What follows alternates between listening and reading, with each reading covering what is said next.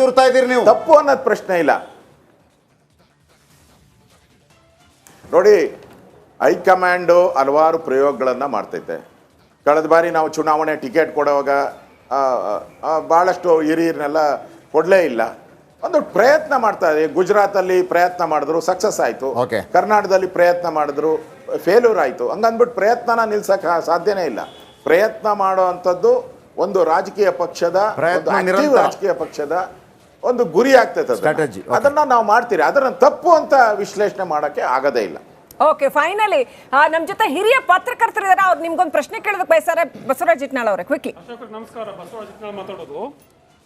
ವಿರೋಧ ಪಕ್ಷದ ನಾಯಕರಾಗಿದ್ದೀರಿ, ನಿಮ್ಗೊಂದು ಲಿಮಿಟೆಡ್ ಪ್ರಶ್ನೆ. ಈಗ ನೀವು JDS ಜೊತೆಲಿ ಕಾಂಗ್ರೆಸ್ ಒಂದು ಮೈತ್ರಿ ಮಾಡ್ಕೊಂಡಾಗ ತಮಗೆ ಸ್ವಲ್ಪ ತೊಂದರೆ ಆಯಿತು ಅಂತ ಹೇಳಿದ್ರೆ, ಈಗ ನೀವು JDS ಜೊತೆ ಮೈತ್ರಿ ಮಾಡ್ಕೊಂಡಿದ್ದೀರಿ. ಈ ಮೈತ್ರಿಯಿಂದ ನಿಮಗೆ ಲಾಭ ಆಗಿದೆಯೋ ನಷ್ಟ ಆಗಿದೆಯೋ ಒಂದನೇ ಪ್ರಶ್ನೆ. ಎರಡನೇದ್ದು, ಈ ಮೈತ್ರಿ ಜೂನ್ 4ರ ನಂತರ ಉಳಿತದ?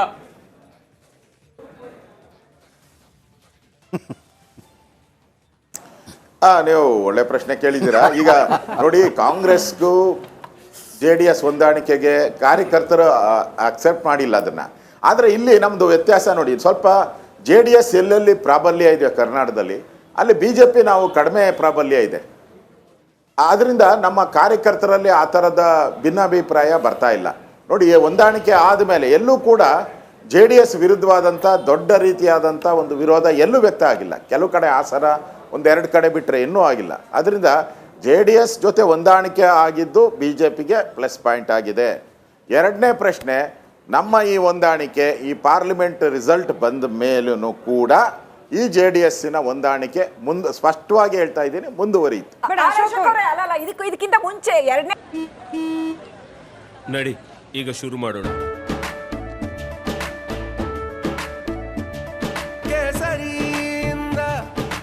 ಮನೋಲ್ಲಾಸ ಮನಸ್ಸು ಮತ್ತೇರಿ ಕುಣಿದಾಡಿದೆ ನೋಡು, ಮನಸ್ಸು ಮತ್ತೇರಿ ಕುಣಿದಾಡಿದೆ ನೋಡು. ಕ್ಷಣ ಕ್ಷಣವೂ ಆಚರಿಸಿ ಕೇಸರಿ ಹಬ್ಬ. ವಿಮಲ್, ಬಾಯಲ್ಲಿ ಹೇಳಿ ಕೇಸರಿ. ಒಂದೇ ಪ್ರಶ್ನೆಗಿಂತ ಮುಂಚೆ ಒಂದು ಪ್ರಶ್ನೆ, ಬೇಕಿತ್ತ ಅಥವಾ ಈ ಪ್ರಕರಣ ಎಲ್ಲ ಆದ್ಮೇಲೆ ಅಯ್ಯೋ ಬೇಕಾಗಿತ್ತಾ ಇದು ಅಂತಾನೂ ಅನ್ನಿಸ್ತಾ? ಇದಿಲ್ಲದೆ BJPಗೆ ನೀವೇ ಒಂದೆರಡು ಸೀಟ್ ಕಮ್ಮಿ ಬರ್ಬೋದು, ಮಾಡ್ತೀವಪ್ಪ ಎಲೆಕ್ಷನ್ ಅಂತ ಧೈರ್ಯ ಇರ್ಲಿಲ್ವಾ? ಬೇಕಿತ್ತಾ ಇದು? ರೇವಣ್ಣ ವಿಚಾರದಲ್ಲಿ ಅನ್ಸಿರ್ಬೋದು, ಯಾಕೆ ಬೇಕಿತ್ತಪ್ಪ ಅಂತೇಳಿ. ಅಲ್ಲ, ಈಗ ಹೊಂದಾಣಿಕೆ ಆದಮೇಲೆ ಈ ವಿಚಾರ ಬೆಳಕಿಗೆ ಬಂದಿರೋದು. ಅದು ಕಾಂಗ್ರೆಸ್ ಏನೇನು ಮಾಡಿದ್ದಾರೆ ಅನ್ನೋದು ಎಲ್ಲರಿಗೂ ಗೊತ್ತಿದೆ. ಅದು ಬಯಲಿಗೆ ಬಂದೇ ಬರ್ತದೆ, ಅದು ಬೇರೆ ಪ್ರಶ್ನೆ.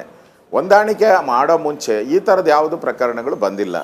ನಿಜ, ಅದರಿಂದ ನಮಗೆ ಸ್ವಲ್ಪ ಇರುಸು ಮುರುಸು ಆಗಿದೆ, ಇಲ್ಲ ಅಂತ ಹೇಳಲ್ಲ ನಾನು. ಸುಮ್ಮನೆ ಇಲ್ಲ ಅಂತ ಹೇಳಿದ್ರೆ ಅದು ಸತ್ಯವಾದ ಮಾತಾಗಲ್ಲ.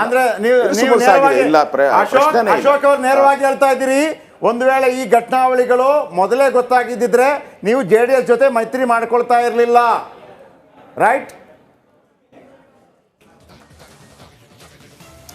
ನೋಡಿ, ಅದನ್ನ ತೀರ್ಮಾನ ಮಾಡುವಂಥವ್ರು ನಮ್ಮ ಕೇಂದ್ರದ ನಾಯಕರು JDS ಜೊತೆ ಹೊಂದಾಣಿಕೆ ಅಂತ ತೀರ್ಮಾನ ಮಾಡಿ ನಮ್ಮ ಜೊತೆ ಮಾತಾಡಿದ್ದಾರೆ. ನಾವು ಒಪ್ಪಿಗೆಯನ್ನ ಕೊಟ್ಟಿದ್ದೀರಿ. ನಮ್ದೊಂದು ರಾಷ್ಟ್ರೀಯ ಪಕ್ಷ, ನಮ್ಮ ರಾಷ್ಟ್ರೀಯ ಪಕ್ಷದಲ್ಲಿ ಏನು ಈಗ ನೀವು ಕೂಡ ವಿಪಕ್ಷ ನಾಯಕ, ನೀವು ಕೂಡ ನಾಳೆ ಮುಖ್ಯಮಂತ್ರಿ ಆಗುವಂತವ್ರು. ನಿಮ್ದೊಂದು ಒಪಿನಿಯನ್ ಕೇಳ್ತಾರೆ, ಅಶೋಕ್ ಅವರೇ ಕ್ಯಾ ಕರೆಂಗೆ, ಮೈತ್ರಿ ಕರೆಂಗೆ ಯಾ ನಹಿ ಅಂತ ನಿಮ್ಮ ಹತ್ರ ಕೇಳಿದ್ದಿದ್ರೆ ನಿಮ್ಮ ಒಂದು ಅಭಿಪ್ರಾಯ ಇತ್ತು, ಡಿಸೈಡ್ ಮಾಡಿದವರು ನಿಮ್ಮ ಅಭಿಪ್ರಾಯ ಏನಿರ್ತಿತ್ತು ಅಂತ. ನನ್ನ ಅಭಿಪ್ರಾಯನ ನಾಲ್ಕು ಗೋಡೆಗಳ ಮಧ್ಯೆ ಹೇಳ್ತಾ ಇದ್ದೆ ನಾನು. ನಾಲ್ಕು ಗೋಡೆಗಳ ಮಧ್ಯೆ ಏನ್ ಹೇಳಬೇಕು ಅದನ್ನ ಹೇಳ್ತಾ ಇದ್ದೆ ನಾನು ಅಭಿಪ್ರಾಯನ. ಆದ್ರೆ ನಮ್ಮ ಕೇಂದ್ರ ನಾಯಕರು ಏನ್ ಮಾಡಿದಾರ, JDS ಜೊತೆ ಹೊಂದಾಣಿಕೆಯನ್ನ ನಾವು ಒಪ್ಕೊಂಡಿದ್ದೀರಿ. ಬಟ್ ಅಶೋಕ್ ಅವರೇ, ಈ ಪ್ರಕರಣ ಇತ್ಯಾದಿ ಪಕ್ಕಕ್ಕಿಟ್ಟು ನೋಡೋದಾದ್ರೂ ಕೂಡ ಮೋದಿ ಅಂತ ಮಹಾನಾಯಕ, BJP ಅಂತ ಕೇಡರ್ ಬೇಸ್ ಪಕ್ಷ, ಇದೆಲ್ಲವೂ ಇದ್ದು ಕೂಡ ಕರ್ನಾಟಕದಂತ ರಾಜ್ಯದಲ್ಲಿ 25 ಸ್ಥಾನವನ್ನ ಗೆದ್ದಂತಹ ರಾಜ್ಯದಲ್ಲಿ JDS ಜೊತೆ ಮೈತ್ರಿ ಅನಿವಾರ್ಯ ಇತ್ತಾ BJPಗೆ?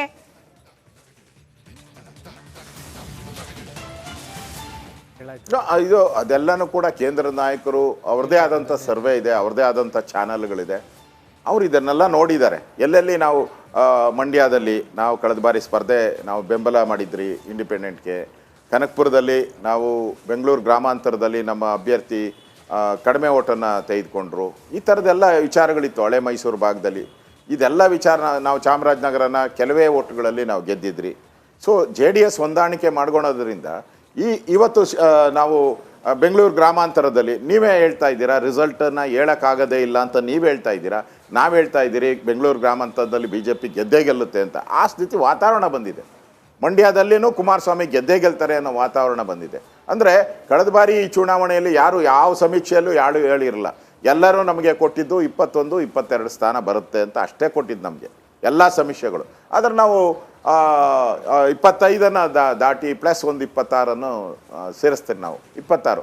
ಆದ್ದರಿಂದ JDS ಜೊತೆ ಹೊಂದಾಣಿಕೆ ಮಾಡಿಕೊಂಡು ಏನು ಮಾಡಿದ್ದೀರಿ ಅದು ಕೇಂದ್ರದ ನಾಯಕರ ಅವ್ರದ್ದೇ ಆದಂಥ ಚಾನಲ್ ಮುಖಾಂತರ ಅವ್ರ ಸರ್ವೆ ಮುಖಾಂತರ ಬಂದಿರೋದ್ರಿಂದ ಅವರು ಹೊಂದಾಣಿಕೆಯನ್ನ ಹೇಳಿದ್ದಾರೆ. ನಾವು ಕೂಡ ವಿಪಕ್ಷ ನಾಯಕರಾಗಿ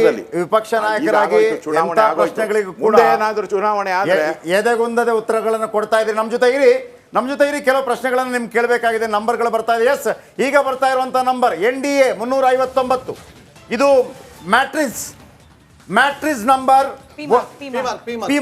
ಪಿ ಮಾರ್ಕ್ ನಂಬರ್ ಪ್ರಕಾರ 359. NDA ಮೈತ್ರಿಕೂಟ ಕಳೆದ ಬಾರಿಗಿಂತ 6 ಜಾಸ್ತಿ ಐತಿ. ಆಮೇಲೆ ಇಂಡಿ ಮೈತ್ರಿಕೂಟ 154, ಇತರರು 30. ದೊಡ್ಡ ಮಟ್ಟದ ಬದಲಾವಣೆಗಳೇನು ಕಾಣ್ತಾ ಇಲ್ಲ. ಆದರೆ ಒಂದು ಅಂದರೆ ಈ ಆಧಾರದಲ್ಲಿ ಹೇಳ್ಬೋದು ಅಂತಂದರೆ ವಿಪಕ್ಷಗಳಿಗೆ ಅಥವಾ ಇಂಡಿಯಾ ಮೈತ್ರಿಕೂಟಕ್ಕೆ ಒಂದು ಹೇಳ್ಬೋದು, ನೀವು 400 ಪಾರ್ ಅಂದರೆ ಅದು ಬಂದಿಲ್ಲ ಅನ್ನುವಂಥದ್ದು. 359 ಕಂಡು ಬರ್ತಾ ಇದೆ. ಈಗ ಬಂದಿರುವಂಥ ಪಿ ಮಾರ್ಕ್ ಎಕ್ಸಿಟ್